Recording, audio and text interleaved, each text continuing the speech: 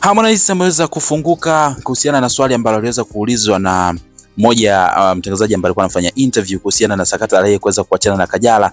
Hatima yake itakuwaje baada ya hapo? Harmonize amekuja kutoa jibu konki sana, huku akisema kwamba awamu hii kwanza kabisa ameweza kuamua hataki masiala kabisa kwenye kile ambacho ameweza kukiamua, lakini pia na vile ambavyo ameweza kujiwekea na Frida Kajala ni kubwa zaidi kiasi kwamba akiachana na Kajala mambo lazima yatabadilika, atakuwa tofauti kabisa. So kabla sijakupa hili jibu ambalo Harmonize ameweza kufunguka na kutuambia kuhusiana na kile ambacho yeye anasema kwamba kinaenda kutokea, huku akiweka ahadi kabisa kubwa kwa waandishi wa habari kwamba kama ikitokea tofauti na vile ambavyo ameweza kujibu, basi nini hasa kiweze kutokea. So tuanze moja kwa moja mwanzo mpaka mwisho hii video kupata kufahamu ukweli wote juu ya kile ambacho Harmonize ameweza kuzungumza, lakini point ya msingi naomba nikukumbushe usisahau kutumia sekunde moja tu kubonyeza neno subscribe hapo chini ya hii video.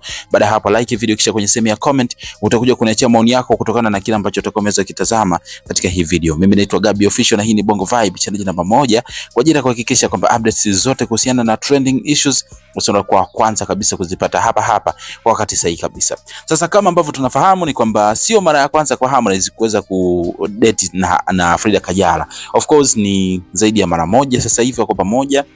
Japokuwa awamu hii penzi lao linazungumzwa kwa namna tofauti kabisa, wasiwasi ni mkubwa sana, huko wengine wakisema kwamba wale jamaa hawako kwenye mahusiano ya serious, yani kiufupi ni kama vile wako kwenye ndoa ya mkataba ama mahusiano ya kimkataba. Wengine wanasema kwamba tayari walishaachana, kwa hiyo pale wapo tu. Wengine wakasema kwamba ni kiki tu na vitu kama hivyo. Harmonize akaja akajibu na kusema kwamba kwanza kabisa tunakumbuka aliposti ile clip aliyosema kwamba hataki kuingiliwa na hataki ushauri wowote kuhusiana na mahusiano yake yeye pamoja na Kajala. Lakini pia wakati anafanya interview alikuja kuulizwa swali kwamba sasa imekuwa ni kama vile kawaida, unakuta tetesi za kuwa na huyu wanakuwa naye pamoja alafu baada ya muda mfupi wanaachana. This time yuko na Kajala kwa mara nyingine tena, ikiwa ni wamerudiana. Harmonize itakuwaje ama na maamuzi gani kwa sasa hivi juu ya hiki ambacho kipo baina yao, lakini pia itakuwaje kama ikitokea siku moja ameweza kuachana na Frida Kajala? Hapo Harmonize hapo alikuja na jibu moja tu kusema kwamba kwanza kabisa moja kitu ambacho anaamini ni kwamba ameshaacha utoto, na huko yote ya nyuma alikuwa ni kutokujitambua tu, lakini this time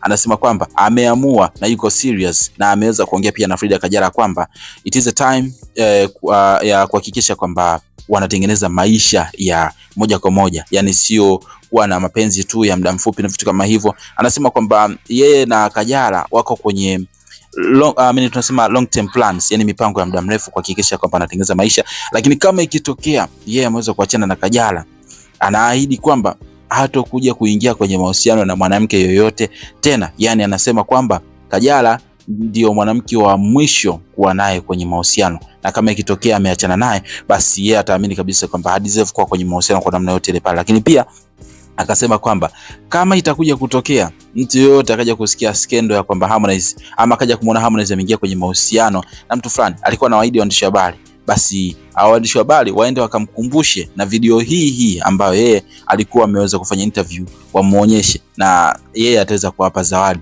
Ijapokuwa anasema kwamba ana uhakika wa 100% kwamba yeye kwa sasa hivi hawezi kuachana na Kajala na maisha yao yataendelea kwa poa zaidi, na huyu ndiye ambaye atakuja kuwa mama wa watoto wake. Sasa amezungumza hivyo, ijapokuwa tunamfahamu Harmonize vizuri zaidi, tabia yake na vitu kama hivyo. Comment yako nipi kuhusiana na hiki hapa hivi, tuambie hapo chini ya hii video, lakini muhimu zaidi usisahau kusubscribe kwa ajili ya kupata updates.